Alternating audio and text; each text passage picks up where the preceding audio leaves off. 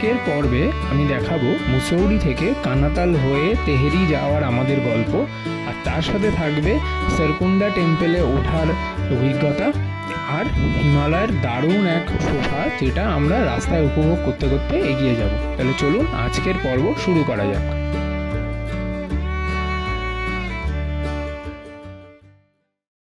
Hello, good morning from Mussoorie.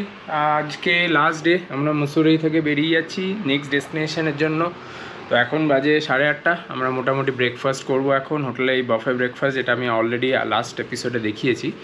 এখান থেকে আমাদের নেক্সট ডেস্টিনেশন থাকবে কানাতাল, ধনৌল্টি কানাতাল হয়ে তেহরি। আজকে আমরা তেহরিতেই থাকবো। তো চলুন আজকের পর্ব তাহলে শুরু করা যাক। অন দ্য ওয়ে আমরা বেশ কিছু জায়গা ভিজিট করে তারপর তেহরিতে পৌঁছাবো। ঘুরবো না। হ্যালো, আমরা বেরিয়ে পড়েছি। আমাদের সারথি বসে গেছে তার নিজের জায়গায়, আর পেছনে দুজন হেল্পার আর আমি কো ড্রাইভার। তো আমাদের নেক্সট ডেস্টিনেশন হচ্ছে তেহরি। আমাদের 3 ঘন্টা দেখাচ্ছে, বাট আমরা তবে ধনৌল্টি কানাতাল হয়ে যাব, তো আরেকটু বেশি 1-2 ঘন্টা বেশি টাইম লাগবে হয়তো।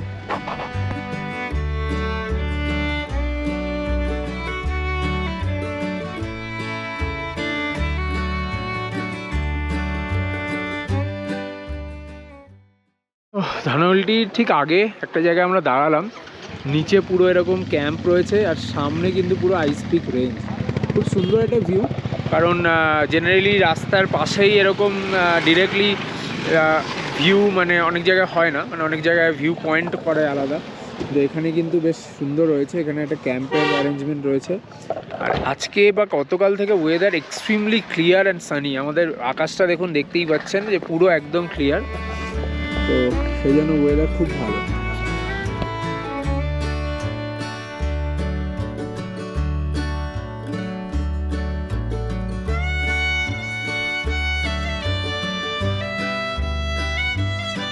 যেতে যেতে আবারও একটা জায়গায় দাঁড়িয়ে গেলাম।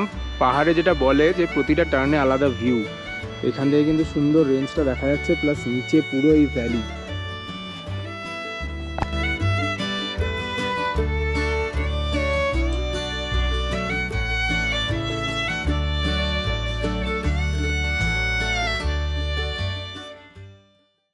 তো আমরা চলে এসেছি যেটা ইকো পার্ক, ধনৌল্টি ইকো পার্ক, ঠিক এই অপোজিটে রয়েছে।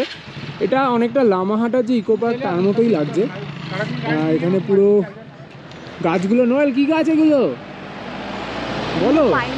পাইন ফরেস্ট, বড় বড় যে গাছ, অনেকটা লামাহাটা আমাদের যেরকম আছে নর্থ বেঙ্গলে সেরকমই ভিউ। আমরা আর ভেতরে ঢুকছি না, কারণ ভেতরটা জাস্ট একটা গার্ডেন মতো, কিছু জাস্ট রাইড তো লাগছে না, বাট ওই জিপ লাইন মতো রয়েছে। তো এখানেও টিকিট রয়েছে, টিকিট 50 টাকা পার পারসন। আর টাইমিংটা বলে দিই, 9টা থেকে 5টা।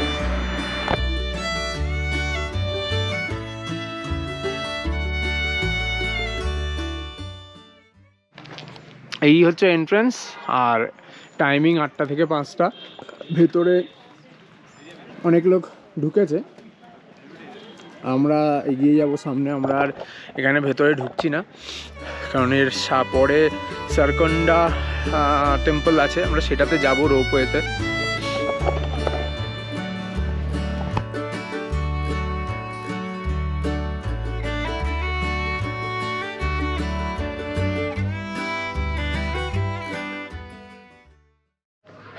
এই ধনৌল্টিতে কিন্তু অনেকগুলো ভালো ভালো রিসর্ট রয়েছে, যেমন একটা ওপরে দেখতে পাচ্ছি যে ওয়াইল্ড অ্যারেনা রিসর্ট, তার প্রচুর অ্যামিনিটিস রয়েছে, জাস্ট 100 মিটার।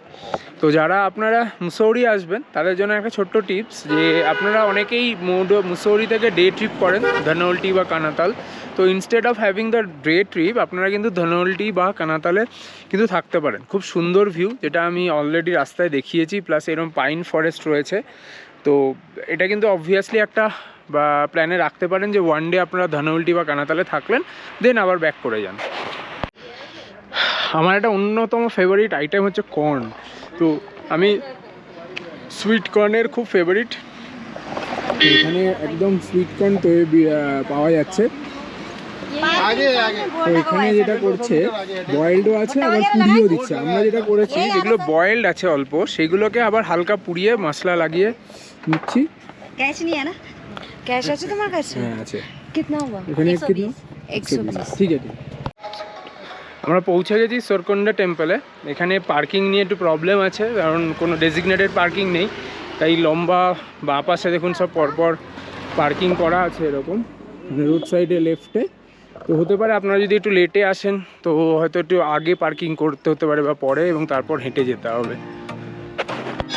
তো এই যে ওপরে দেখা যাচ্ছে এটাই হচ্ছে কেবল কার। তো আমাদের বললো এখান থেকে ওপরে উঠে কেবল কারের টিকিটকে শেয়ার কাউন্টার আছে, তো গিয়ে দেখি কি লাইন আছে, কি রেট, কি সব। এই হচ্ছে টিকিট কাউন্টার। টিকিট কাউন্টারটা কিন্তু একদম রাস্তার ধারে না, বেশ খানিকটা উপরে উঠে, মানে সিঁড়ি খুব খারাপ। তো এই সামনে সব দাঁড়িয়ে ওয়েটিংয়ে, আমি এখন যাচ্ছি টিকিট কাউন্টারের জন্য। তো আমরা টিকিট কেটে এখন ওয়েটিংয়ে এরিয়াতে বসে রয়েছি। এখানে সবাই ওয়েট করতে পারে। আর এই এখানে রোপওয়েগুলো আসছে, এখানে কিন্তু রোপওয়ের অত লাইন নেই, যদিও টিকিটের হাত থেকে 15 মিনিট মতো লাইনে দাঁড়িয়েছিলাম। আর ticket offline and online payment both available, but network problem মাঝে মধ্যে হচ্ছে, তো আপনারা বা ক্যাশ নিয়েও রেডি থাকবেন।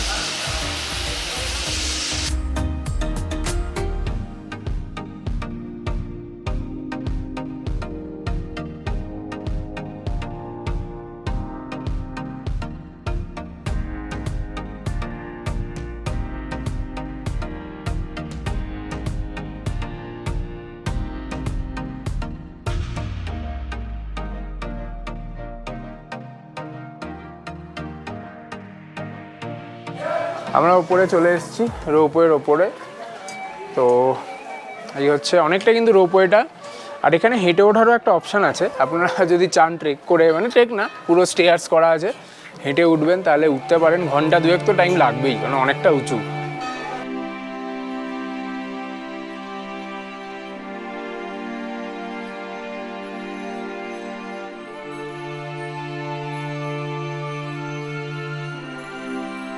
এখানে মন্দিরের ভেতরে কিন্তু লম্বা লাইন পুজো দেওয়ার জন্য, মানে মন্দিরের ভেতরে ঢোকার জন্য।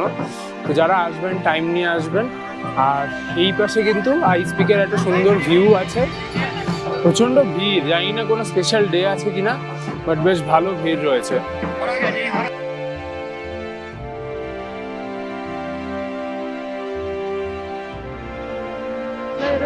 এই মন্দিরের ব্যাক সাইডে কিন্তু খুব সুন্দর ভিউ, সামনে পুরো মাউন্টেন পিক দেখা যাচ্ছে। আর আজকে যেহেতু একদম ক্লিয়ার ওয়েদার, তাই আকাশ একদম ব্লু, আর সামনে পিক, আর মন্দিরে অ্যাজ ইট ইজ প্রচণ্ড ভিড়।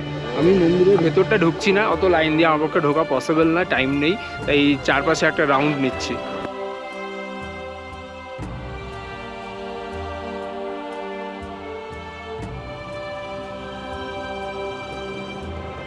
এখানে কিন্তু সবাই লাইন দিয়ে ঢুকছে, বেশ লম্বা লাইন। আমাদের দক্ষিণেশ্বর মন্দিরের কথা মনে পড়ছে। আর এখানে একজন মাইকে কনস্ট্যান্ট অ্যানাউন্স করছে যে কি করে অর্গানাইজ হবে। আর এই চারপাশেও কিন্তু ছোট ছোট অনেকগুলো মন্দির আছে, চারপাশে চারটে।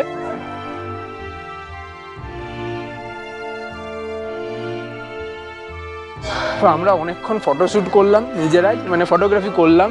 দারুণ ভিউ চারপাশে যেমন দেখালাম, বাট আনফর্চুনেটলি এখন লম্বা লাইন ফর রোপওয়ে।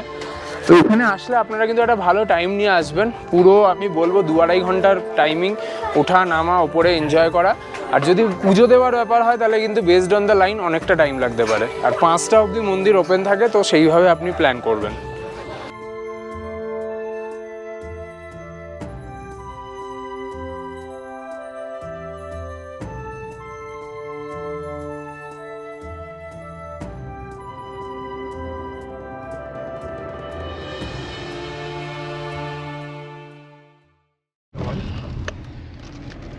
আমরা চাম্বা ক্রস করে গেছি, আর 15 কিলোমিটার বাকি তেহেরি। তো বেসিক্যালি আমরা শ্রীকুন্দা টেম্পল থেকে বেরোনোর পর অনেকটা ডাউনে নামলো, এবং তারপর আবার কিছুটা উপরে উঠছি। যদিও তেহেরি অতটা উঁচুতে নয়, কারণ এটা ড্যামের কাছাকাছি, তো ডেফিনেটলি রিভার বেসের দিকেই হবে।